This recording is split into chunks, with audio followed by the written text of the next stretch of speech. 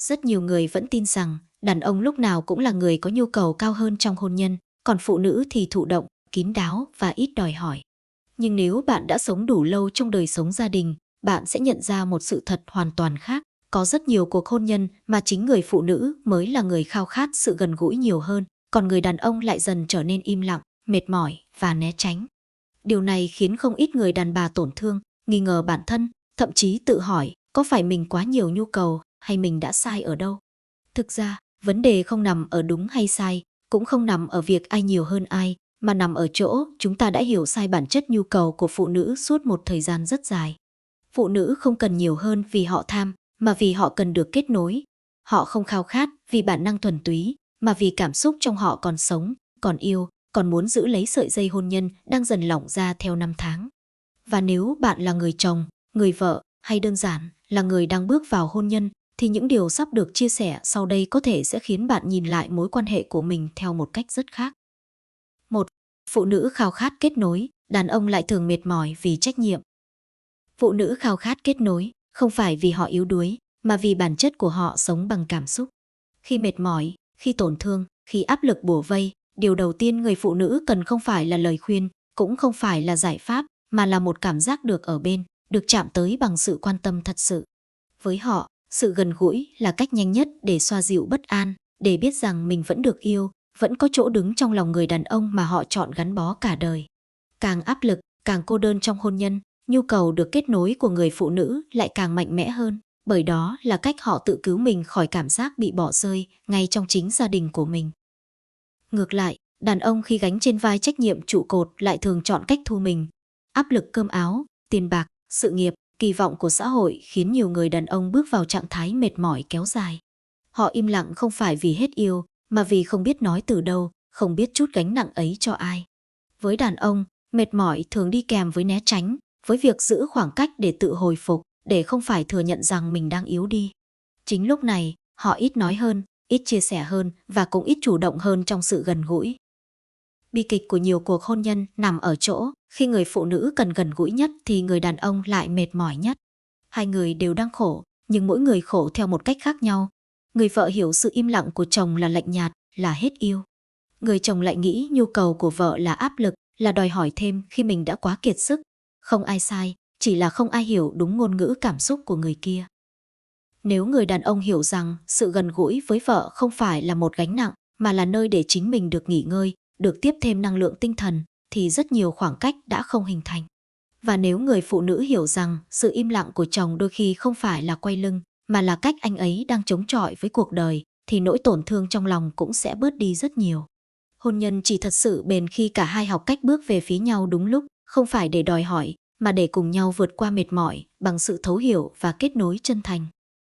Hay phụ nữ có nhu cầu cao không phải là ham, mà là đang thiếu điều gì đó. Phụ nữ có nhu cầu cao không phải vì họ ham, càng không phải vì họ dễ dãi hay buông thả như những định kiến xã hội từng gắn ghép. Thực tế, đằng sau nhu cầu ấy thường là một khoảng trống cảm xúc đang lớn dần theo năm tháng. Đó có thể là sự thiếu vắng quan tâm, thiếu những cuộc trò chuyện thật sự, thiếu cảm giác được nhìn thấy và được trân trọng trong chính cuộc hôn nhân của mình. Khi người phụ nữ không còn được hỏi han, không còn được lắng nghe, không còn cảm nhận được sự hiện diện tinh thần của người bạn đời, thì nhu cầu gần gũi sẽ trở thành cách cuối cùng để họ tìm lại sự kết nối đã mất. Rất nhiều người phụ nữ không cần những lời nói hoa mỹ, cũng không cần sự phô trương. Điều họ cần đôi khi chỉ là cảm giác mình vẫn quan trọng, vẫn là người được chọn, chứ không phải một cái bóng âm thầm lo toan sau lưng chồng. Khi cảm xúc bị bỏ đói quá lâu, cơ thể và tâm trí họ sẽ tự lên tiếng. Nhu cầu lúc này không đơn thuần là sinh lý, mà là tiếng gọi của trái tim đang khát được yêu thương. Nó là lời cầu cứu thầm lặng, hãy quay lại nhìn em, hãy chạm vào em bằng sự quan tâm, đừng chỉ tồn tại cạnh nhau như hai người xa lạ. Đáng buồn là trong nhiều gia đình, nhu cầu ấy lại bị hiểu sai, bị xem nhẹ, thậm chí bị phán xét. Có những người đàn bà vì bị từ chối quá nhiều mà bắt đầu nghi ngờ giá trị của bản thân. Họ tự hỏi mình có còn hấp dẫn hay không, có còn xứng đáng được yêu hay không. Và khi nỗi nghi ngờ ấy kéo dài, nó có thể biến thành tổn thương sâu sắc, thành cảm giác cô đơn ngay cả khi đang có chồng bên cạnh. Nhu cầu lúc này không tăng lên vì dục vọng, mà vì sự trống rỗng đang lan rộng trong tâm hồn.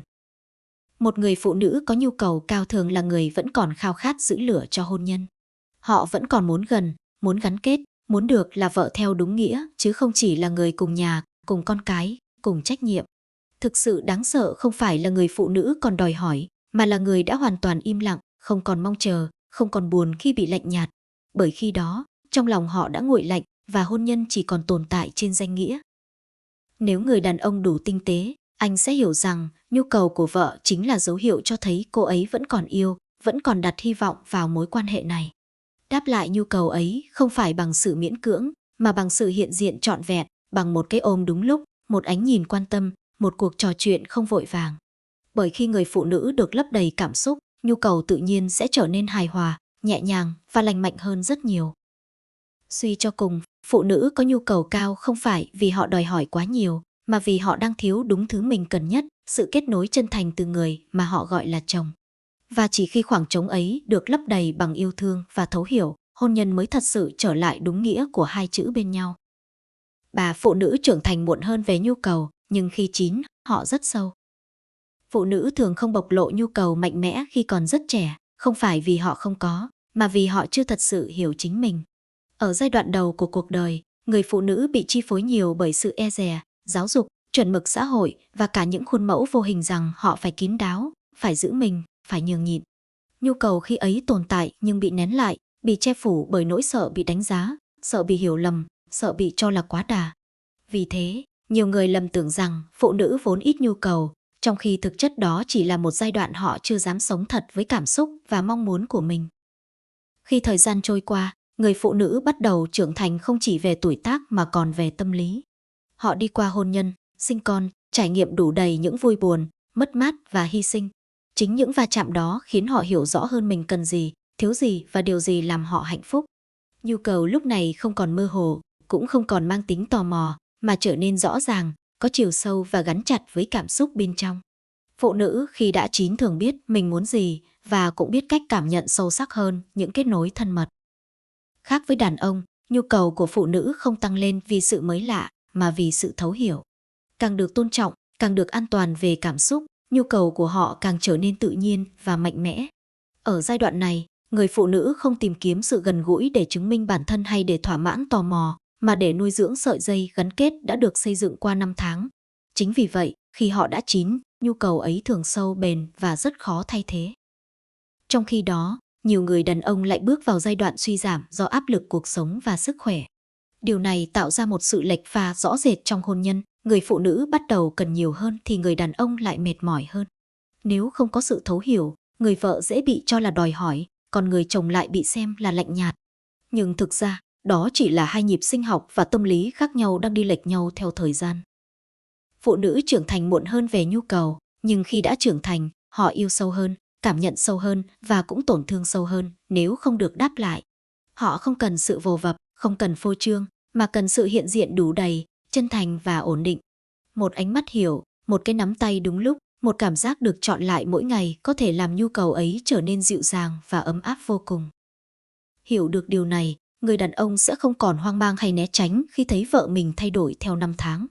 Và người phụ nữ cũng sẽ bớt tự trách mình khi nhận ra nhu cầu của bản thân tăng lên.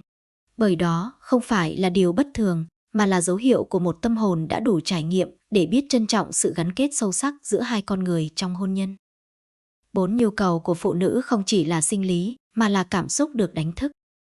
Nhu cầu của phụ nữ, nếu chỉ nhìn từ bề mặt, rất dễ bị hiểu lầm là sinh lý thuần túy. Nhưng thực chất, đó chỉ là phần ngọn, còn phần gốc nằm sâu trong cảm xúc và sự kết nối tinh thần. Với phụ nữ, nhu cầu không tự nhiên xuất hiện một cách vô cớ, mà thường được đánh thức bởi cách họ được đối xử mỗi ngày. Một lời hỏi han khi mệt, một ánh nhìn quan tâm, một cảm giác được lắng nghe và được thấu hiểu có thể làm sống dậy trong họ cảm xúc muốn gần gũi, muốn gắn bó và muốn chia sẻ nhiều hơn. Phụ nữ không bước vào sự gần gũi chỉ vì cơ thể, mà vì trái tim họ đã được chạm tới trước đó. Khi cảm xúc được nuôi dưỡng đều đặn, nhu cầu trở thành điều rất tự nhiên, nhẹ nhàng và đầy ý nghĩa. Ngược lại, nếu họ sống trong một mối quan hệ mà ngày qua ngày chỉ xoay quanh trách nhiệm, cơm áo, con cái và nghĩa vụ, thì dù cơ thể có ở gần nhau đến đâu, cảm xúc bên trong cũng dần khô cạn. Lúc ấy, nhu cầu không mất đi, mà bị chôn sâu, bị kìm nén, để rồi khi được chạm đúng điểm, nó có thể trỗi dậy mạnh mẽ hơn rất nhiều. Điều khác biệt lớn nhất giữa nhu cầu của phụ nữ và đàn ông nằm ở chỗ, Đàn ông có thể tách rời cảm xúc khỏi nhu cầu, còn phụ nữ thì không. Với họ, cảm xúc chính là cánh cửa. Nếu cánh cửa ấy đóng, mọi thứ phía sau đều im lìm. Nhưng nếu cánh cửa ấy mở, chỉ cần một tín hiệu rất nhỏ cũng đủ làm cảm xúc lan tỏa. Vì thế, một người phụ nữ được yêu thương đúng cách thường có nhu cầu ổn định và sâu sắc hơn nhiều so với người luôn phải sống trong cảm giác thiếu an toàn tình cảm. Nhu cầu của phụ nữ cũng gắn liền với cảm giác được công nhận. Khi họ cảm thấy mình vẫn hấp dẫn trong mắt chồng, vẫn được trân trọng như những ngày đầu, nhu cầu trở thành cách để họ thể hiện sự gắn kết và tin tưởng. Ngược lại, khi bị xem nhẹ, bị so sánh hoặc bị bỏ quên trong guồng quay cuộc sống, nhu cầu có thể trở thành nỗi khao khát âm thầm, vừa muốn gần gũi, vừa sợ bị từ chối, sợ bị tổn thương thêm một lần nữa. Hiểu đúng điều này sẽ giúp cả hai phía bớt trách móc nhau. Người đàn ông sẽ nhận ra rằng điều vợ mình cần không phải là sự đáp ứng máy móc, mà là sự hiện diện bằng cảm xúc. Còn người phụ nữ cũng sẽ hiểu rằng khi cảm xúc được nuôi dưỡng đủ đầy, nhu cầu sẽ tự nhiên hài hòa, không còn là áp lực mà trở thành sợi dây gắn kết ấm áp giữa hai con người cùng chung một mái nhà. 5. Hiểu sai nhu cầu của phụ nữ là nguyên nhân lớn gây rạn nứt gia đình. Hiểu sai nhu cầu của phụ nữ là một trong những nguyên nhân âm thầm nhưng nghiêm trọng nhất khiến nhiều gia đình dần rạn nứt mà chính người trong cuộc cũng không nhận ra. Bởi sự đổ vỡ hiếm khi đến từ một biến cố lớn, mà thường bắt đầu từ những hiểu lầm nhỏ, lặp đi lặp lại mỗi ngày, tích tụ thành khoảng cách không thể hàn gắn. Khi nhu cầu của người phụ nữ bị nhìn bằng ánh mắt phán xét, bị quy chụp là đòi hỏi, là phiền phức, là không biết đủ, thì ngay khoảnh khắc ấy, sợi dây kết nối trong hôn nhân đã bắt đầu rạn. Rất nhiều người đàn ông cho rằng chỉ cần lo đủ tiền bạc, nhà cửa, con cái học hành tử tế là đã hoàn thành vai trò của mình. Họ không sai, nhưng họ chưa đủ. Bởi phụ nữ không chỉ cần một người chồng có trách nhiệm, mà còn cần một người bạn đời có mặt về mặt cảm xúc.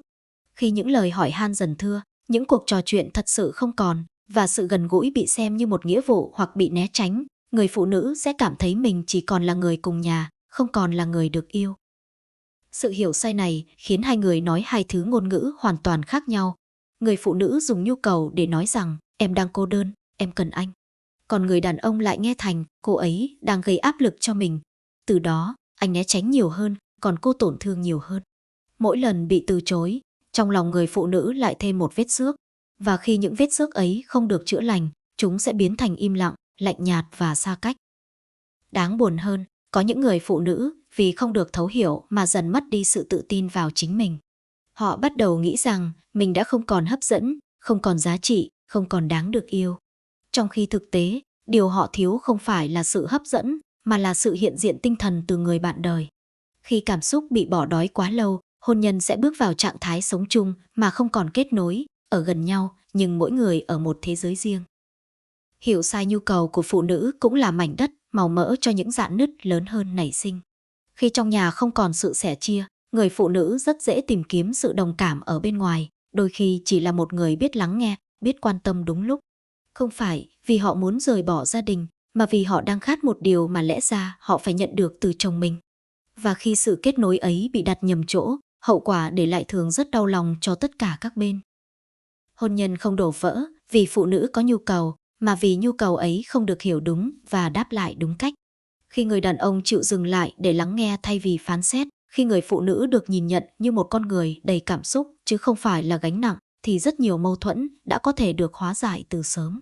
Gia đình chỉ thật sự bền vững khi cả hai hiểu rằng đáp ứng nhu cầu của nhau không phải là chiều chuộng, mà là cách giữ gìn sự gắn kết đã từng khiến họ chọn nắm tay nhau ngay từ đầu. Sau tất cả, điều quan trọng nhất không phải là phụ nữ có nhu cầu cao hơn hay đàn ông có nhu cầu thấp hơn, mà là chúng ta có hiểu đúng nhu cầu của nhau hay không. Nhu cầu của phụ nữ chưa bao giờ chỉ nằm ở thể chất, mà bắt nguồn từ cảm xúc được đánh thức, từ sự kết nối, từ cảm giác được yêu thương và được chọn mỗi ngày trong hôn nhân. Khi người phụ nữ còn mong, còn cần, còn khao khát gần gũi, điều đó có nghĩa là trong lòng họ vẫn còn yêu, vẫn còn muốn giữ gia đình này bằng cả trái tim. Hôn nhân chỉ thực sự đáng sợ khi người phụ nữ không còn đòi hỏi, không còn buồn, không còn trách, không còn cần nữa. Bởi khi ấy, sự im lặng không phải là bình yên, mà là dấu hiệu của buông bỏ. Hiểu đúng nhu cầu của phụ nữ không làm đàn ông yếu đi, mà giúp người đàn ông trở nên sâu sắc và bản lĩnh hơn trong vai trò người chồng. Và khi người đàn ông biết hiện diện đúng lúc, biết lắng nghe và chia sẻ, thì sự gần gũi không còn là áp lực, mà trở thành nơi cả hai cùng được chữa lành. Nếu bạn đang trong hôn nhân, hãy thử nhìn lại người bạn đời bên cạnh mình bằng một ánh mắt khác, bớt phán xét, bớt né tránh và nhiều thấu hiểu hơn. Còn nếu bạn đang chuẩn bị bước vào hôn nhân, hy vọng những chia sẻ hôm nay sẽ giúp bạn đi chậm lại, hiểu sâu hơn, để không đánh mất nhau chỉ vì những hiểu lầm đáng tiếc. Nếu bạn thấy video này chạm tới mình, hãy nhấn like để ủng hộ kênh, subscribe để không bỏ lỡ những nội dung sâu sắc về hôn nhân, gia đình và tâm lý đời sống, và chia sẻ video này cho những ai đang cần được thấu hiểu. Biết đâu, chỉ một sự hiểu đúng hôm nay cũng có thể giữ lại một gia đình ngày mai.